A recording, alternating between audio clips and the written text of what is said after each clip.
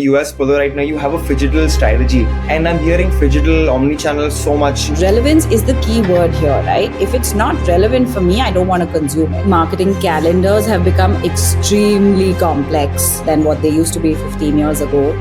You're planning for every day as against planning for 2 seasons. What is it that you want to drop? What is the conversation that you want to drive? What platform you want to drive which conversation? As a marketer yourself, in this age where everything's seeming to be now more AI, content, digital, synthetic, do you feel print will continue to hold any value? It's quality over quantity, hands down.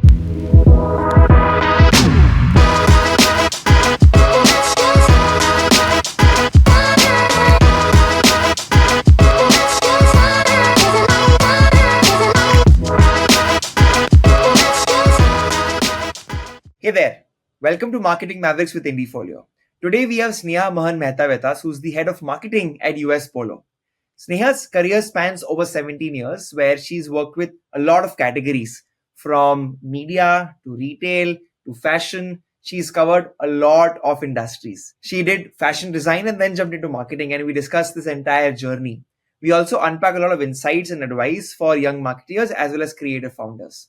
Thanks a lot for your time, Sneha, and welcome to the podcast. Thank you so much, Kavan. It's an absolute pleasure to be here. The first question I get started with is understanding how you got into marketing. You did BMS in Jai Hind, which is management, and then did fashion, and then hopped into marketing. So what was going in your mind in those first 5 years, right? What did you decide you wanted to do? How did you land up in marketing? I think like any youngster, I sort of wanted to dabble and understand where my interest lies. Came from a business family, I think first generation working professional. Mom was really keen that I got a professional degree. She used to be in the fashion business. So there was always an interest from a young age in fashion in general. Did actually study finance as my major when I did my BMS from Jai Hind. When I went for my MBA, decided to, take up marketing. In between, had already got a diploma in fashion design. And I think to some extent, the interest was always there. But my first on-campus role was with a fashion company. And I started off in the marketing sort of function, and really, really enjoyed myself. And I thought I wanted to just explore that further. Of course, going forward in my career, I tried a couple of different things. I got onto the commercial side of things, which also, was fun. But now I've come back to marketing. So I think it's safe to say it's really where the passion lies. The biggest apprehension people have is falling behind or losing time, right? That, hey, if I want to become a fashion designer, I'll do this for 1-2 years and then I'll have a career there. But then when you decide, hey, actually, no, I'm going to switch to, let's say, something like marketing, you feel, oh, I'm starting from scratch again. I just wasted the last year. So how do you handle such situations, and what's your kind of advice to, marketeers who are feeling this way right now? Firstly, everybody just has their own journey. I don't think taking the pressure of getting somewhere at a certain time is really going to help anyone. I think to some extent you have to go with the flow. It depends a lot on what kind of opportunities present themselves to you.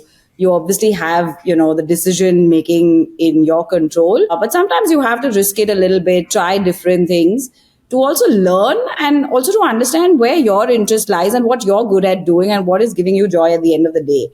So personally for me, I think in my career, I moved out of marketing barely 3-4 years from a really large corporate, went into a company which was just sort of launching in India at that point in time, got on the commercial side of things, decided to come back to marketing after many, many years. But I think overall the learning in the process has really helped me the professional I am today. So I wouldn't go back and change anything, if I had the chance. I've been questioned many times that it's generally people from the sales side want to move into marketing. Why would you leave a marketing role and come into sales? But I think it's worked for me.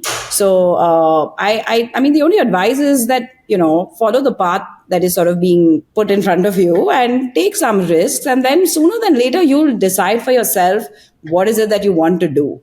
So no pressure. I think there's absolutely no pressure. And you're so right with so much, we're overexposed to things that are happening around us. There's just so much content. There's so much gyan that everybody gives you. These are the right things to do. I mean, I got my MBA when I was all of 23 years old. I had almost no, I think 1 year work ex, when I went in for my MBA. Was very intimidated by all the senior professionals who surrounded me. I think from youngsters like me and the others who were there at that point in time. So each to their own. That's fantastic advice, right? That like there's no real path, and don't try to think that you need to follow a path if you'd like to succeed. Another thing which a lot of marketeers wonder in their early parts of their career is industry focus. You've been in like boating, media, advertising, luxury, and of course retail and fashion, right? Quite a few industries. There are some people who just double down on one industry in their entire career and stick to that, and the others, have varied experiences. In your experience as somebody who's been through quite a few categories, is like marketing generally similar for the usual consumer, or does every category demand a different playbook? The opportunities available for a marketer or the options available for a marketer are sort of the same no matter what industry you're working for. I think it's really the marketing mix which will differ quite drastically from industry to industry, product to product, service to service. A large part of that is defined by the TG that you're trying to talk to.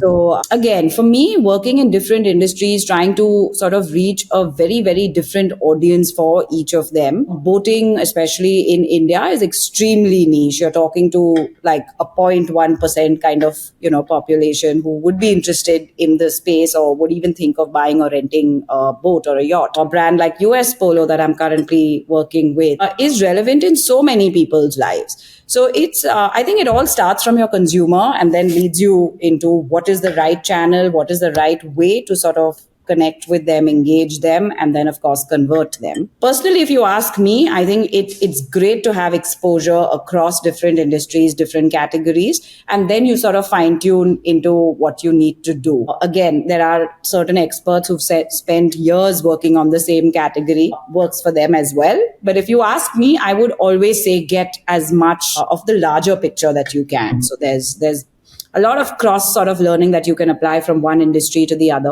Condé Nast has helped me very, a large amount on that front because you work with so many different categories. You've got watches, you've got alcohol, you've got real estate, you've got fashion, of course. And then over time, you realize that somebody is doing something much better than, somebody else. And why not try this for this particular brand or this category? So I think it's good exposure to get across categories. So, you've done multiple shifts, right? How do you really signal to your company that you're the right person for the job without having any background in that category? I think the conversation is changing very fast, Kavan. I think more and more HRs or corporates are very open to cross-industry experience. It definitely brings in a fresh breath of air into this particular company or brand that you are applying for. I do think that some amount of category experience will obviously give you a little bit of an edge as against somebody who doesn't have that at all. But I think it's the function expertise that will really be the most important. So if you are good at what the job demands, regardless on what you have worked on in the past, you are good at what you've learned, right? So it's about application then. So I don't think that it's impossible to crack a role because you've not worked in that industry or category before. And like I said, it's changing. It's changing very, very fast. People are very open to this cross-industry experience coming in now. That's really encouraging to hear, right? I think even I believe the more you shift your first principle thinking in marketing gets sharper. I want to now ask you about your opinion on generally print right now, where print is in the whole marketing mix. You spent time with some legendary companies which started with a print first approach. Yes. And now while everybody's, cross platform, as a marketer yourself, in this age where everything's seeming to be now more AI, content, digital, synthetic, do you feel print will continue to hold any value? I, for one, definitely believe in the power of print. I think what print as a medium can do for you, there's almost no other channel that can do that for you. There's also a lot of innovation happening in print. So it's not the plain Jane approach that one used to take in the past. So print is very much part of a phase one campaign rollout that I would do. I think what will define where I use print is largely geographies, where I feel like a print penetration is still much higher than any other platform that I have to use. I would go with print first. It's definitely not like a backseat or end of the funnel kind of decision for us. It's very clearly print. Of course, you might disproportionately spend on digital, social, etc. But print is also an expensive media. Even today, it's one of the most expensive media for us to buy. So we have to be a little selective about it, but it's right on top there, at least for us. So Got it. Makes sense. Another aspect I wanted to touch upon is getting like an international brand to India. You've done that again and again in your career. So again, if I'm a marketeer, I am working on a portfolio of international companies. What's the right approach to introduce a particular brand in India? Like, what are the usual playbooks, best practices? it's very important to balance the global aura of the brand and at the same time make it relevant for an Indian consumer or how it fits into our lives over here. So that balance is extremely important in my mind, because at the end of the day, you don't want to make the brand so desi that it loses the aspiration value at the end of the day. But at the same time, you can't be so disconnected from your customer here where we start feeling that, no, this is not for me and this is nice to look at on billboards, etc., but not something I want to consume.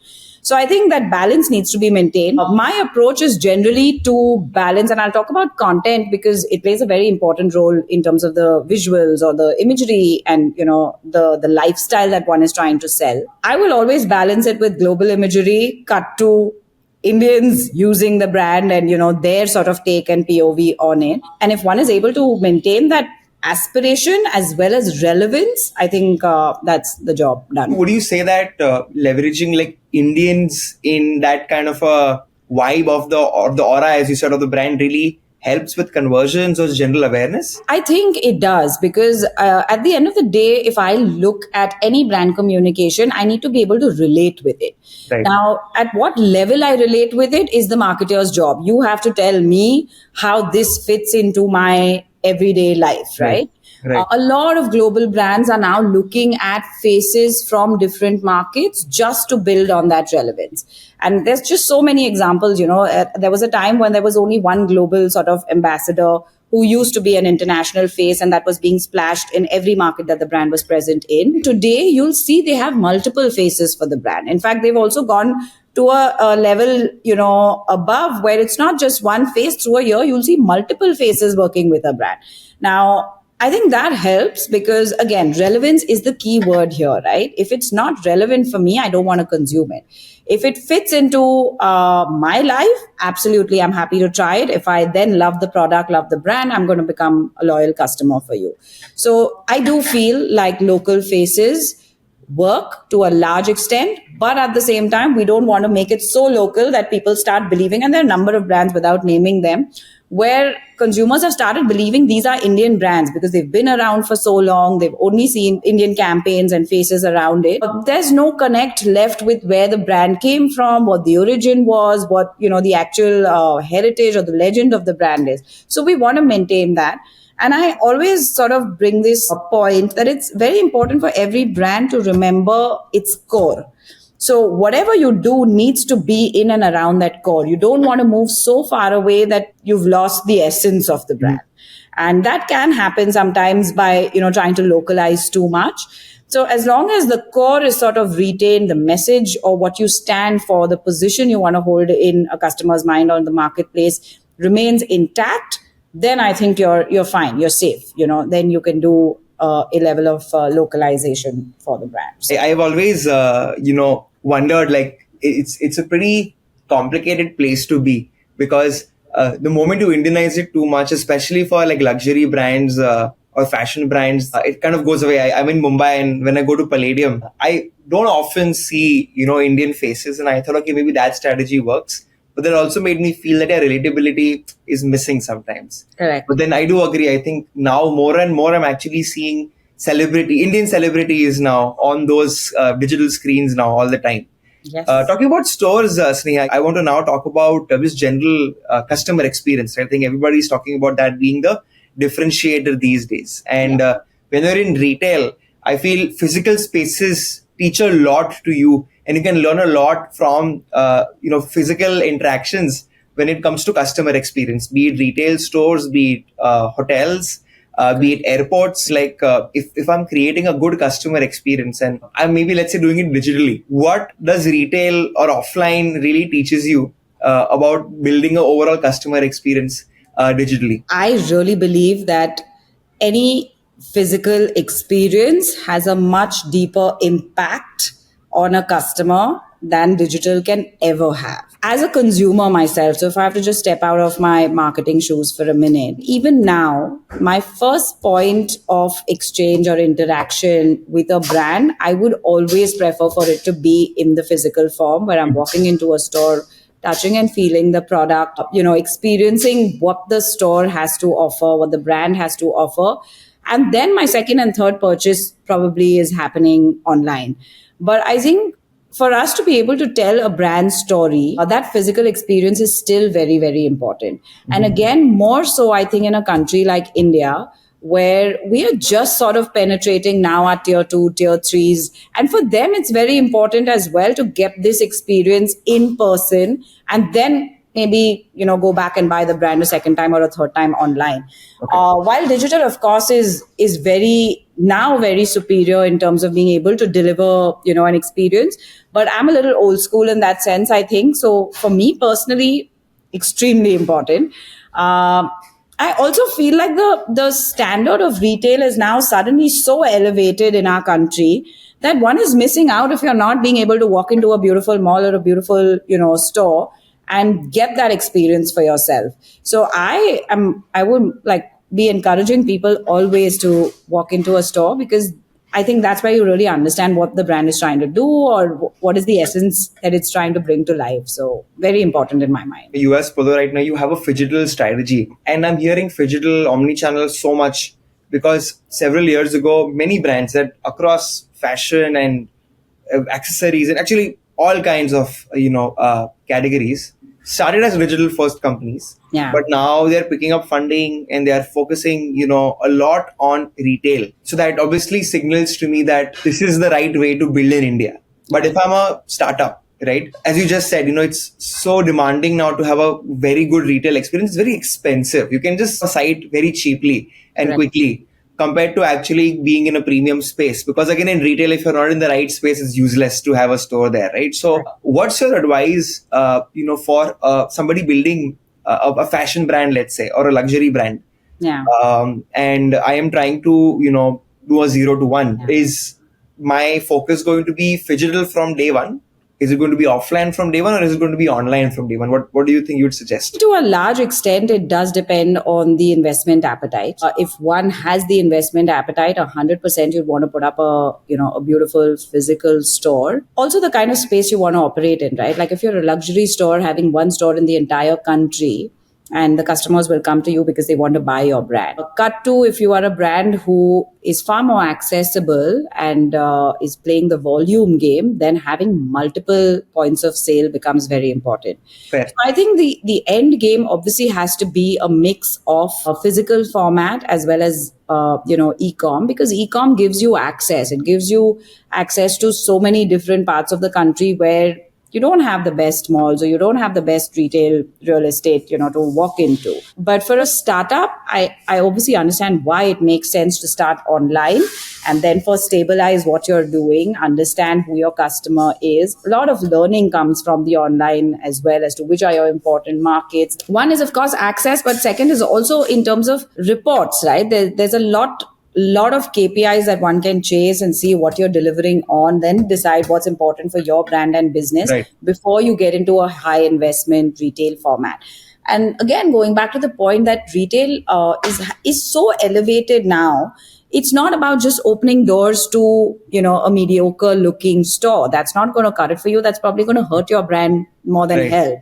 So till such time that you're ready to deliver a fabulous offline experience, I think online is a great way to introduce a brand to the market. In online, decisions can be so reversible, right? It's great. Correct. Right? Okay, if it didn't work, change it. You get instant feedback, right? Whereas retail, you still have to wait. You'll still have to see what drove the walk-ins for you. What were the conversions like? Digital, everything is instant. So yes, you're very right. You can course correct so quickly. Even in terms of marketing, right? If a platform is not working for me, I can pull out the investment from there, try something else. which is not always possible in the physical form. So yeah. Correct. I just want to also ask you, where do you see retail going, right? I'm seeing more and more screens, more and more size. Like now things are becoming bigger and bigger. What direction do you think, retail will take? I think every sort of format has a place in the market. I don't think it's a fair comparison to compare two different platforms. Mhm. I think it's up to the managers or the leaders to decide what the objective of each platform is to play in that brand's journey or the company's journey, and use it to your advantage. You can have one beautiful flagship store in the country which is sort of ticking the boxes, and at the same time digital is giving you that kind of scale that you need for the brand. Also, the appetite for people to spend online is growing very, very rapidly. I mean, if you asked me 10 years ago, even to spend 100 rupees online, people would probably think twice and say, "Nahi, let's just make a physical payment for this, or let's go into a store and buy it." Now people are spending thousands of rupees online and buying luxury goods online. So I think there's place for every format, and especially I keep coming back to this. India is a very, very unique market. It's a very different consumer. There is just a lot one can do and be successful in whatever path you choose.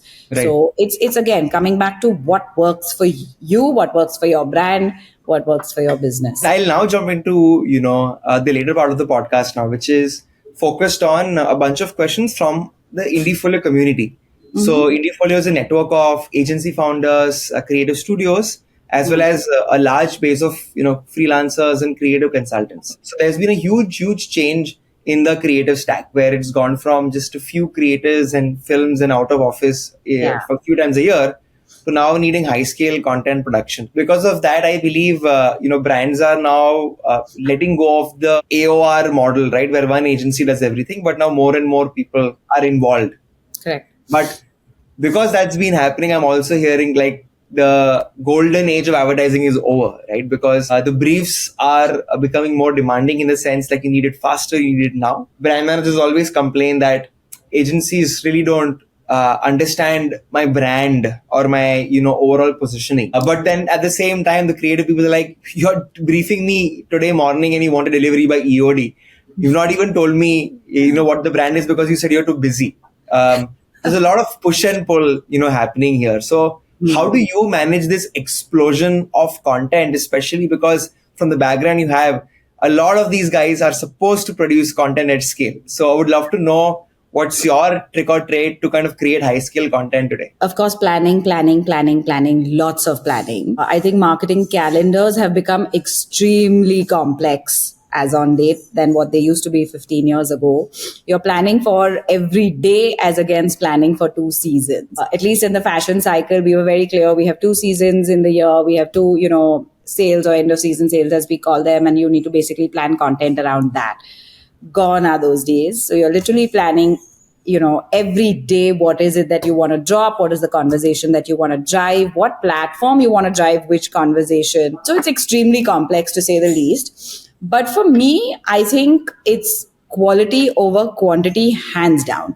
I think the one thing that we're going wrong in as sort of brand managers or marketers is that we've started compromising on quality a little bit, because we find the need to keep up with the new content drops that need to happen. So if given a choice, I would still say high quality content. I'm okay to do lesser, but I don't want to put out things which are not sort of meeting my requirement in terms of how the brand should be seen or positioned. So I do hear all the little agencies and the qualms, and I agree with them. Unfortunately, it's a very, very demanding landscape today. We're also very spoiled for choice as marketers in terms of who we can and want to work with, right? Again, in our minds, we're sort of segregating. These are the kind of partners I have to go to when I have to do a high investment, big production. I have a celebrity I have to work with. I need a certain sort of quality in terms of the production standards, all of that.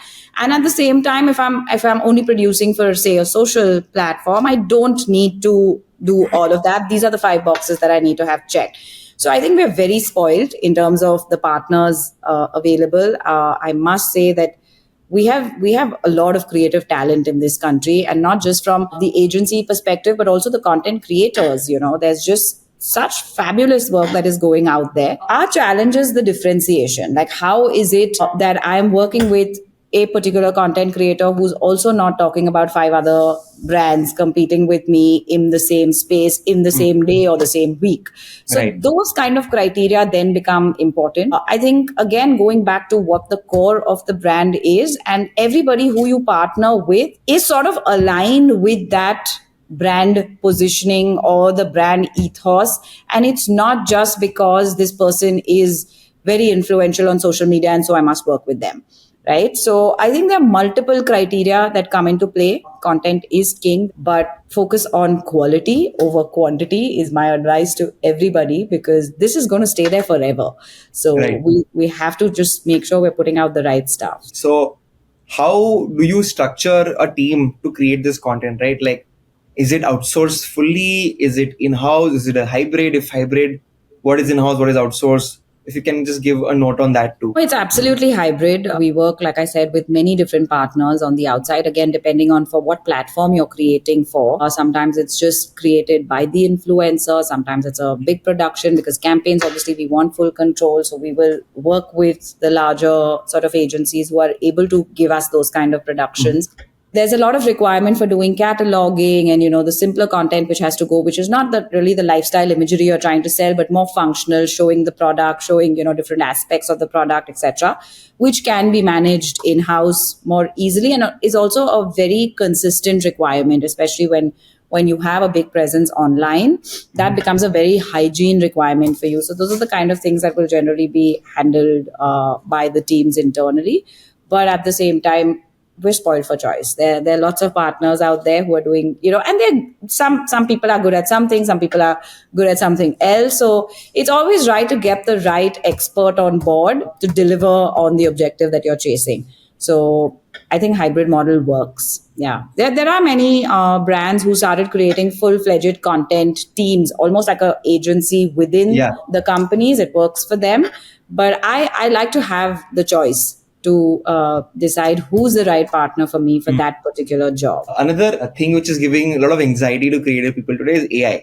It's becoming clear that the people who have the brief or the ideas will remain relevant, but the people who just do production, right, may become irrelevant, because what essentially AI is helping us do is remove production, right? That agar aapke paas brief hai, you have the idea, and if you know Correct. how to prompt it, it'll be Correct. delivered and it'll just get better.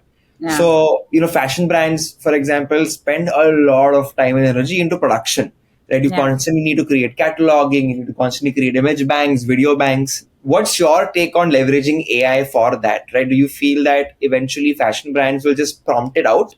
Or do you feel that physical shoots, in-person videos would be very critical? Everything new and shiny obviously attracts people. That's just human nature, I think. I think all of us want to dabble in it, understand what AI can do for us, or how much we're able to push the boundaries with AI. I most definitely don't believe it's going to, kill the physical form of producing a beautiful piece of content. If at all, it's going to supplement it. Many a times we also create content and then supplement something with AI that we're not able to Right. physically put out there. But they're going to coexist. I don't think it's one over the other at all. The same, the traditional media and the digital media conversation. When digital media started becoming big, print was sort of pushed down the funnel a little bit. But cut to post COVID, everybody's talking about real life experiences and, Right. want that physical sort of connect to happen. And I think it's the same thing with AI. I don't think anybody has anything to worry about. It's about how we can use these tools to make what we're doing even better. Not about Right. replacing what and how we're doing, but make it better. People are talking about there being like one person, $1 billion companies, right? Because of AI. Now, while that may or may not happen, it definitely makes me think that marketeers would also be then expected to be, marketing teams would be expected to be smaller, because you can do more with just one person, right? And one component of that is again generative AI. If you, for example, know the brand, know the brief, know what you want out of it, know exactly what will work.